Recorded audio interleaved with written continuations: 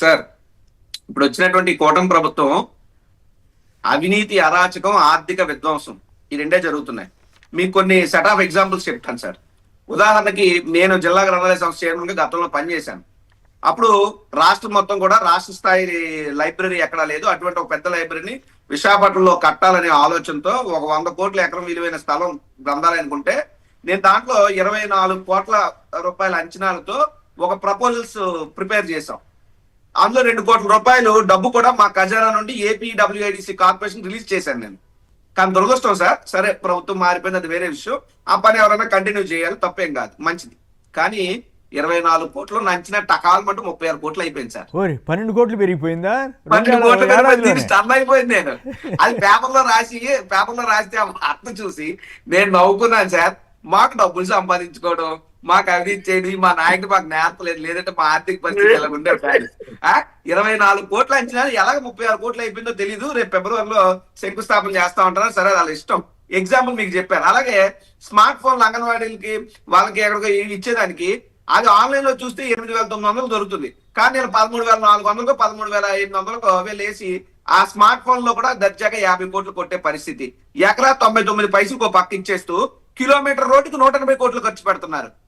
ఒక ఎకరా డెవలప్మెంట్ కి 2 కోట్లు ఖర్చు పెడతారు. బహుశా రియల్ ఎస్టేట్ హిస్టరీలో ఎంతో మంది వెంచర్లు వేసిన వాళ్ళు ఉంటారు తప్పితే ఒక ఎకరా వెంచర్ వేయడానికో ఒక ఎకరాన్ని డెవలప్ చేయడానికో 2 కోట్ల రూపాయలు ఖర్చు పెట్టిన మహానుభావుడు అయితే ఎక్కడ ఉండనటువంటి పరిస్థితి.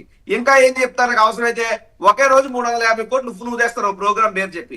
రేపు భవిష్యత్తులో వీళ్ళు రారని వీళ్ళకి అర్థమయ్యి వీళ్ళు ఇప్పటి నుంచి ప్లాన్ అంతా చేస్తూ భవిష్యత్తులో ఆంధ్రప్రదేశ్ రాష్ట్ర పరిస్థితి ఎలా ఉంటుందంటే, ఏదైనా కంపెనీ వస్తే ఇవ్వడానికి భూమి ఉండదు, చేద్దామంటే అప్పు దొరకదు, కనీసం రెవెన్యూ రాదు, వెళ్ళిపోయినప్పుడు కూడా బిల్లులు పెండింగ్ లో పెట్టి వెళ్ళిపోతారు.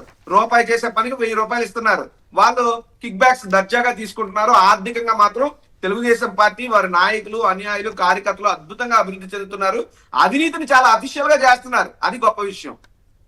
రైట్. అంటే అమరావతి సంబంధించి ఈ రకమైన ఎస్టిమేట్స్ నేను మొన్న పేర్నాని గారు చెప్తే ఏంటి అన్నిటికీ 4% అని చెప్పాడు. అది కరెక్టా కాదా, ఏదో రాజకీయంగా మాట్లాడారా అనుకున్నా నేను. తీరా చూస్తే ఇవాళ ఉదాహరణకి 2 వచ్చినాయి. రెండిట్లో 4% ఎక్సెస్ ఉంది ఈ కాంట్రాక్టులు.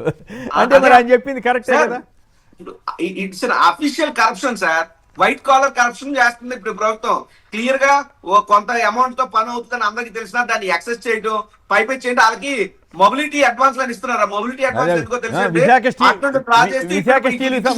విశాఖ స్టీల్ ఇష్యూ వచ్చినప్పుడు చంద్రబాబు గారు ఏమన్నారు, ఈ పబ్లిక్ మనీ, ఈ ప్రజలు కట్టిన ట్యాక్స్ మనీ అన్నారు. మరి ఇప్పుడు అమరావతిలో కట్టే ట్యాక్స్ మనీ కాదా ఏంటో అర్థం కాదు. నేను చాలా మంది ఇక్కడ హైదరాబాద్ లో రియల్ ఎస్టేట్ మిత్రులు కానీ బిల్డర్స్ కానీ వాకింగ్ లో అక్కడ కలుస్తూ ఉంటారు. వాళ్ళు చెప్తారు, హైదరాబాద్లో భూమి కొని బిల్డింగ్లు కడితే కూడా చదరపడుకి 4,000 కంటే ఎక్కువ అవదండి, లేదు మహా అయితే 5,000 అండి అంటారు. కానీ అది అమరావతిలో 10,000 దాకా వెళ్ళిపోవటం అంటే ఆశ్చర్యం వేస్తుంది.